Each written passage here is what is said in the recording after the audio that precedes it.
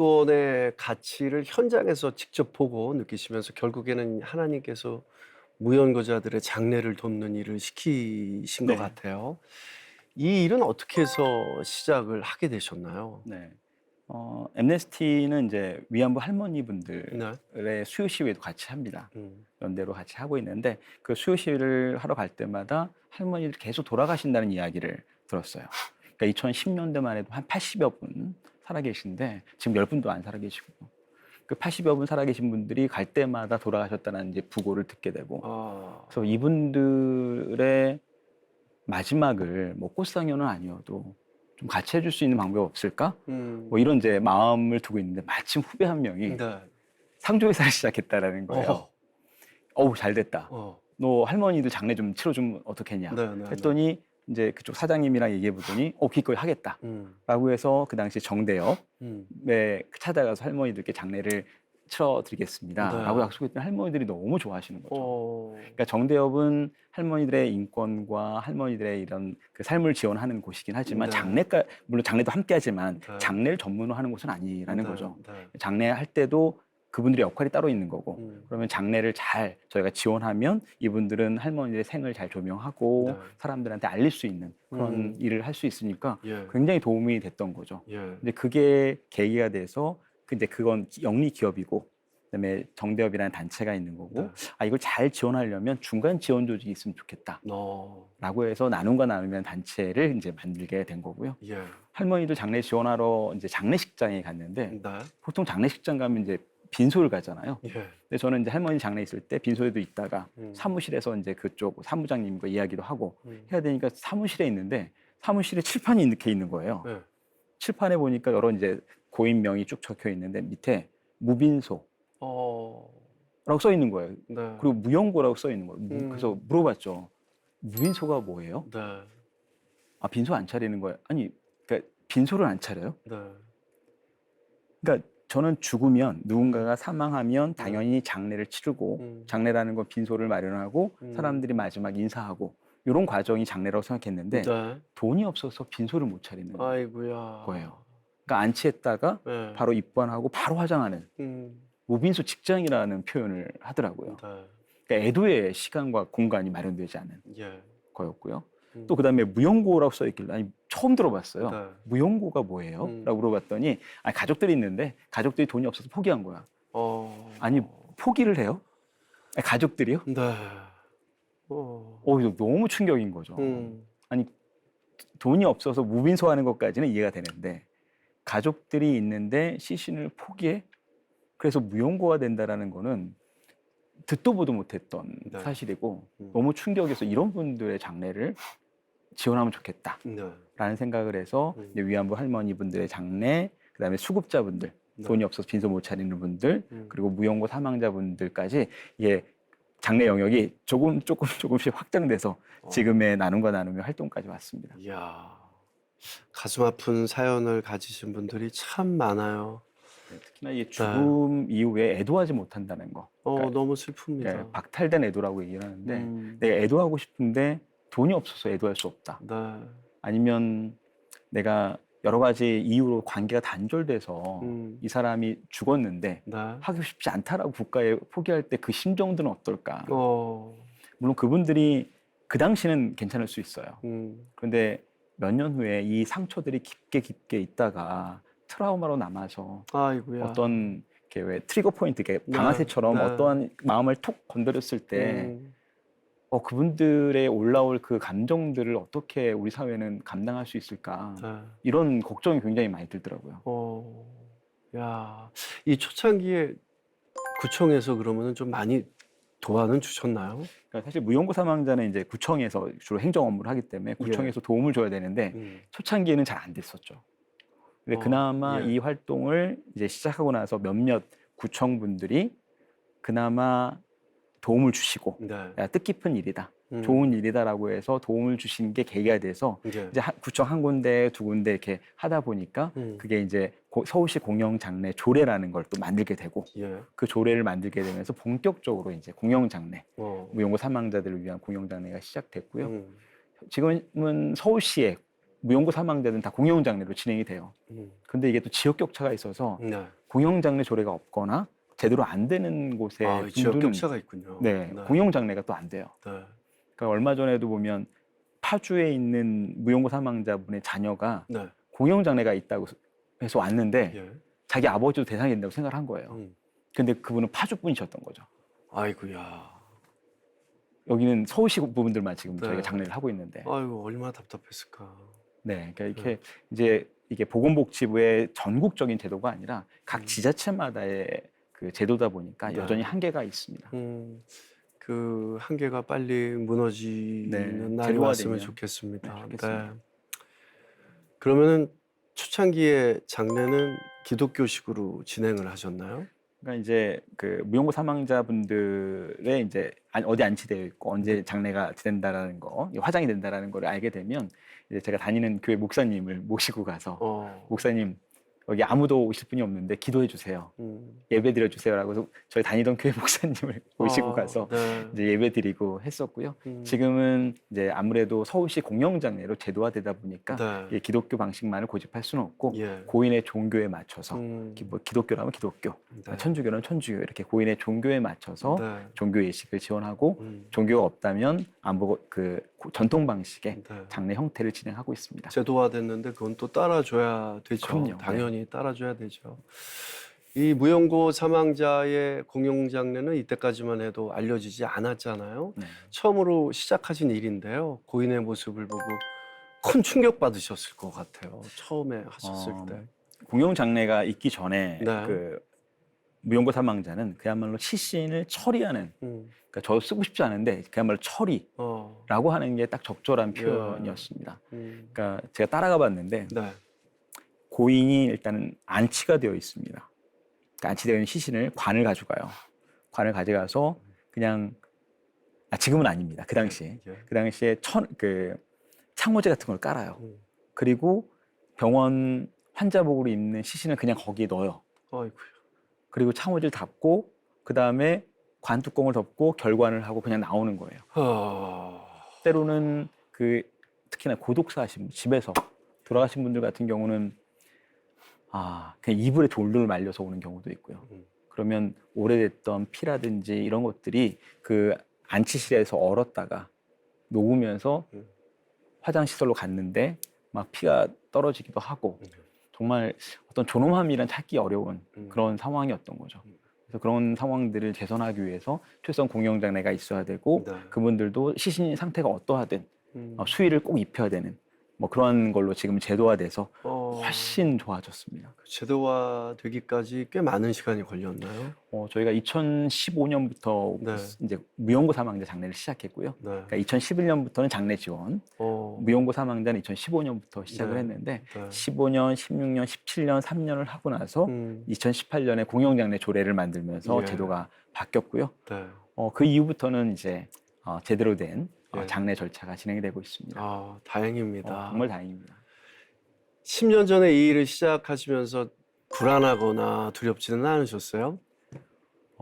사실은 아까 말씀드렸다시피 제가 장례를 잘 모르는 상황이었고요. 네. 게다가 저는 뭐 장애인 쪽이나 그밖에 다른 것들은 알지만 이 장례는 잘 모르는 상태에서 이분들 하나님이 부르시기 때문에 시작을 한 거죠. 하고 그때부터 공부하고. 근데 보통은 3일장으로 진행되잖아요. 네. 그러니까 모든 뭐 매뉴얼, 모든 장례 관련 서적을 보면 기본적으로 3일장에 대한 안내는 있는데 이 무용고 사망자분들은 그렇게 길게 할 수가 없는 거예요. 네. 그러면 압축적으로 장례를 해야 된다는 거죠. 특히나 지금 같은 경우는 물론 염습 입관은 전날 하지만 그 당일날 어떠한 예식을 네. 어떠한 방식으로 하는 것이 이 고인의 존엄함을 지키는 것이기도 하고 또 누가 봐도 문제 제기 안 하는 네. 전통 방식으로 보거나 뭐 의례 방식으로 보거나 문제 없다라고 하는 그 방식을 하는 게 어떤 걸까 끊임없이 고민하고 자문도 받고 하는 그런 이제 불안보다는 약간의 이제 걱정이 앞섰던 거죠. 네. 다행히 지금은 그러한 많은 도움들 사실은 하나님께서 어떤 길을 가게 하실 때는 항상 예비하신 분들 있잖아요. 그쵸. 많은 분들의 도움을 받아서 지금은 안정되게 이제 서울시 공영장례 모델이 만들어졌고 그 모델이 전국 모델로 돼서 이제 사람들이 이제 공영장례를 무용고 사망자분들이 이제 제대로 된 장례 의식을 치를 수 있게 됐습니다. 다행입니다. 네. 이제 그동안 수많은 장례 지원을 해오시면서 가장 안타까운 사연을 가진 고인이 있었을까요? 사실 안타깝지 않은 사연은 없고요. 네. 그 중에서도 또 인간이다 보니 더 마음에 이제 안타까운 분들이 있는데 아기들도 무용고로 와요. 아이고야.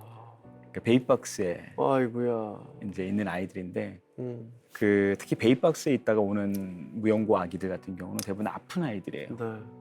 아마도 아이를 낳고 음, 이제 되게 그러긴 중한 하죠. 병이 있는 걸 알았고 젊은 부부가 그 병원비를 감당하지 못하고 네. 결국은 베이박스에 놓지 않았을까. 네. 그럼 국가가 어떻게든 잘 치료해주지 않을까라고 음. 하는 그런 마음으로 놓았던 것 같고요.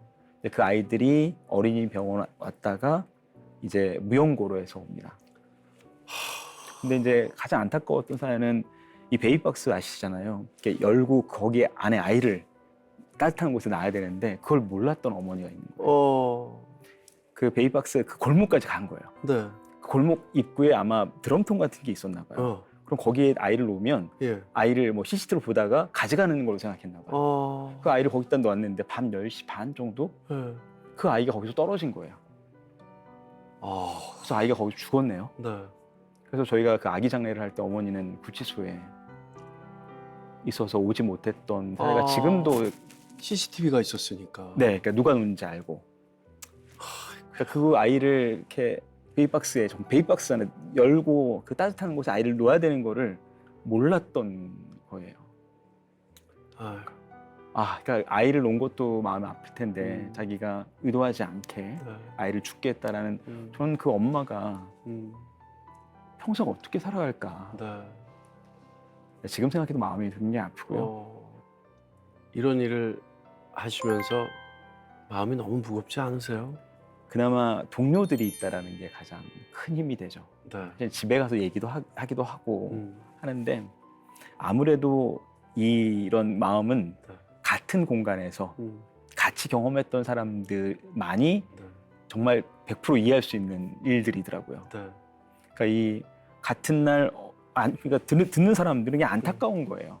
안타깝지. 근데 그 상황에서 그 빈소에서 위패를 보고 그분의 마지막 그 이제 유골함이 나오거든요.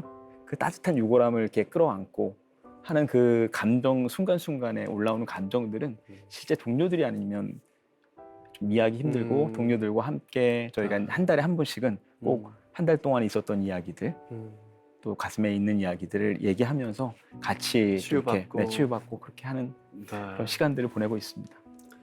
일을 하면서 쓴소리 같은 거 들으실 때도 있나요? 그렇죠. 그러니까 지금 우리는 크리스찬이다 보니까 네. 뭐 이런 그 장례 너무 귀하다라고 네. 이해하실지 모르겠는데 네. 그냥 사람들은 아니 지금 먹고 사는 사람 없는 사람 먹고 사는 것도 힘든데 네. 굳이 죽은 사람까지 해야 돼? 음. 라고 하는 이야기들 심심치 않게 하고요. 아휴, 가는 길인데. 그렇지 않더라고요. 네. 또 제가 이제 고등학교 가서 이 이야기를 학생들과 나눌 일이 있었는데 한 학생이 마지막에 질문 없냐고 했더니 질문이 있다고 손을 드는 거예요. 네. 지금 말씀하신 것처럼 가족들이 없어서 뭐 장례할 사람이 없어서 공영장례 장례하는 거 좋아요. 그리고 지금처럼 법과 제도가 가족으로 너무 좁게 되어 있으니까 다른 이웃들도 장례할 수 있게 제도를 바꾸는 것도 인정. 되게 좋은데 아니 지금 말씀하셨던 여러 사례들 보면 네. 그분들이 우리가 장례하는 거 알아? 모르잖아요. 우리도 그 사람을 아는 것도 아니고 네. 그 사람들이 장례를 왜 해주는 거냐고 다시 질문을 하는 거죠. 네. 그러니까 가로치고 아마도 그 학생은 말씀드린 것처럼 먹고 사는 것도 힘든데 굳이 그런 사람들까지 장례를 해야 되냐? 그 사람들이 우리를 아는 것도 내가 그 사람을 아는 것도 아닌데 굳이 해야 되냐? 아마 이런 질문을 뒤에 내포하고 있었던 것 같아요. 뭐라고 답변하면 좋을까? 그냥 야 그래도 마지막 가시는 길인데 해야 되는 거 아니? 이건 답이 안 되겠더라고요. 예. 그래서 고민하다가 이제 저희가 장례 끝나면 사과배 이런 음식들을 쪽방 주민들한테 갖다 드려요. 네. 그래서 그걸 같이 나눠 먹고 하는데 이제 친하게 된 분의 음. 쪽방에 가서 얘기할 일이 있었어요. 예. 쪽방 가서 이제 정말 이렇게 딱 둘이 앉으면 끝나는 조그만 방인데 그분과 얘기하고 끝나서 얘기를 끝나고 나오려고 하는데 이렇게 벽이 이렇게 하는데 제 핸드폰 번호가 적혀 있는 거예요. 쪽방에요? 쪽방 벽에 네. 제 핸드폰을 무연고 담당하고 010 쫙 해서 동그라미를 크게 딱 쳐놓은 거예요. 저는 왜 그분이 제 핸드폰 번호를 적어 두셨을지 알 것 같은 거예요. 이분이 설령 고독사 하더라도 집에서 죽더라도 아니면 자기가 죽었는데 혹시라도 여기 와본 누군가가 있으면 이 핸드폰 번호 연락하면 자기 장례를 잘 치러줄 거라는 믿음이 있지 않았을까. 저는 그래서 그 학생에게 그 얘기 해줬어요. 왜 이분이 이렇게 제 핸드폰 번호를 적었을까.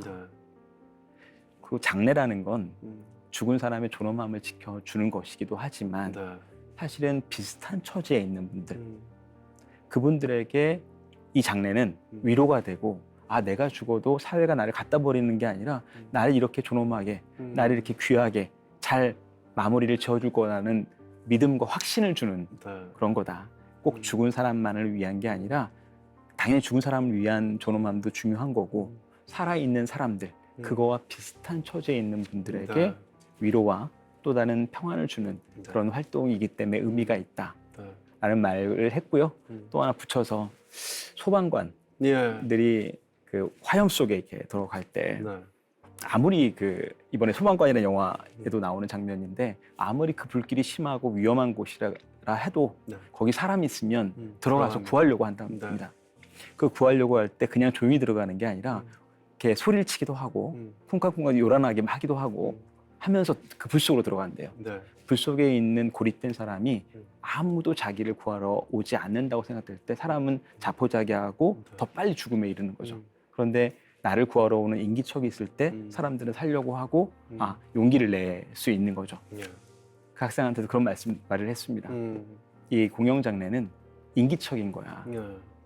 사회적으로 고립되고 홀로인 사람들에게 당신이 혼자가 아니고 내가 혼자가 아니고 우리가 혼자가 아니라는 이 인기척을 내는 활동이야 라고 얘기를 했더니 조금은 이해하는 것 같았습니다. 마음이 따뜻해지고 훈훈해집니다. 가끔 공영장례를 진행하면서 놀라운 경험을 하실 때가 있을 것 같습니다. 정말 놀라운 순간은 화해의 순간. 이제 가정폭력을 했던 남편이 돌아가셨고 이제 그 부고가 이 아내와 딸들에게 그러니까 이 아내와 딸은 가정폭력 트라우마에 시달리고 있고 서울에 살다가 정말 도피하다시피 저기 강원도 가서 사시던 분들인데 이 부고를 받고 안 와도 되는데 공영장례에 오신 거예요. 그 먼 걸음을 하셔서. 그래서 뭐 슬퍼하거나 뭐 하진 않았지만 그 저희 준비한 절차대로 잘 따라오시고 이제 잘 인사하고 가셨는데 따님이 저한테 문자를 주신 거예요. 나 아빠 되게 미워했는데 그럴만 하죠. 가정폭력 피해자고 트라우마가 있을 거예요. 아빠 되게 미워했는데 그래도 이렇게 장례를 치르고 나니까 아빠 용서하는 마음이 조금은 들은 것 같다고. 물론 그 짧은 장례식을 갖고 온전히 회복되기는 쉽지 않았지만 이 공영장례가 이 따님의 또는 이 아내의 어떤 화해와 좀 해소에 단초는 제공했구나 라는 생각이 들면서 이 공영장례가 정말 놀라운 하나님의 역사하는 순간이구나를 깨닫게 되는 경험들을 하고 있습니다. 놀랍네요. 저는 또 이야기를 들어보니까 이사님 가족들의 반응도 엄청 궁금합니다. 우선은 아까도 말씀드렸지만 가족들의 지지가 없으면 사실 이 활동을 하기 어려웠을 거고요. 그렇겠죠. 특히나 이제 자녀들이 이제 아무래도 코로나 시대기에 학교를 다니다 보니까 그 당시는 이제 뭐 자원봉사를 권하거나 막 이러지 않은 분위기였는데도 뭐 중고등학교 때 제가 있는 활동에 자원봉사를 오기도 하고 지금 너무 좋네요. 네. 아빠가 있는데 자원봉사하고. 네, 좋고요. 특히나 이제 지금 첫째 아이 같은 경우는 대학교 3학년인데 굳이 오라고 한 적도 없고 지금 뭐 어떠한 뭐 도움되는 것도 전혀 없는데 그 화요일 오전마다 이제 공강이라고 화요일마다 지금 매주 공영장례 현장에 와서 또 자원봉사를 하고 있습니다. 멋있다. 네. 뿌듯하시겠어요? 하나님의 은혜라고 생각합니다. 네. 너무 보기 좋은 광경이네요. 네. 야, 쉽지 않은데 너무 멋지십니다. 우리는 그 누구도 죽음을 피해갈 수가 없잖아요. 먼 훗날 천국을 가겠지만 나의 마지막 장례식은 어떤 모습이었으면 좋을까 이런 생각도 하잖아요. 그럼요. 생각해 보셨어요? 많이 생각해 보고요. 네. 하나님이 허락하신다면 생존 장례를 좀 해보고 싶다. 음. 그러니까 이 의미는 뭐냐면 생전 장례는 자기의 임종을 알아야지 가능하죠. 네. 물론 그냥 할 수도 있지만, 음. 그러니까 제가 소망하는 건 저의 임종이 언제인지 알고 그 전에 예. 저와 준비를 협력했던 하고. 많은 사람들을 초대해서 미안한 감정들, 감사한 감정들을 다 좀 이렇게 표현하고 싶은 게 제 감정인데 네. 요즘 의사들은 이런 얘기한대요. 오히려 암이 축복이다. 왜냐하면 자기 임종을 뭐 3개월, 6개월 딱 이렇게 되면 요즘 의학이 발달해서 거의 정확하다고 합니다. 네. 그러면 그래서 다 표현할 거 표현하고. 네. 네. 그렇다고 알기 전에 표현해야죠. 사실. 네. 사실 늘 하루하루. 맞습니다. 네. 엄마 사랑해, 엄마 고마워 이렇게 표현하면서 살아야죠. 네. 그렇다고 뭐 암에 걸리기를 희망하는 건 아니지만 어쨌든 그런 날이 오면 그렇게 하고 싶다라는 거고 네. 무엇보다 장례는 공영 장례. 제가 계속 활동하던 공영 장례가 이제 제가 뭐 사망할 때쯤 되면 이게 한 사회보장제도가 되어 있지 않을까라는 소망을 갖고 있어서 네. 그러면 돈이 있든 없든 무용고 사망자든 아니든 모든 사람에게 국가가 네. 최소한의 장례 절차를 제공해주는 공영 장례로 제 장례가 됐으면 좋겠다. 네. 설령 그렇지 않더라도 아이들한테 얘기했어요. 어. 아빠 그때까지 공영 장례가 제도가 안 됐으면 아빠 시신을 위임해서 그냥 공영 장례로 해주면 좋겠어. 그 정도면 딱 좋을 것 같아. 네. 라고 얘기를 해뒀습니다. 야, 뭐라 그래요? 아빠 뜻이 그렇다면 그렇게 하겠다고. 야, 근데 제 친구가 그러더라고요. 야, 그러면 나는 어떻게 가서 어떻게 애도하냐? 네. 라고 얘기하길래, 그래서 이제 제가 생전 장례를 이제 고민하게 됐던 거죠.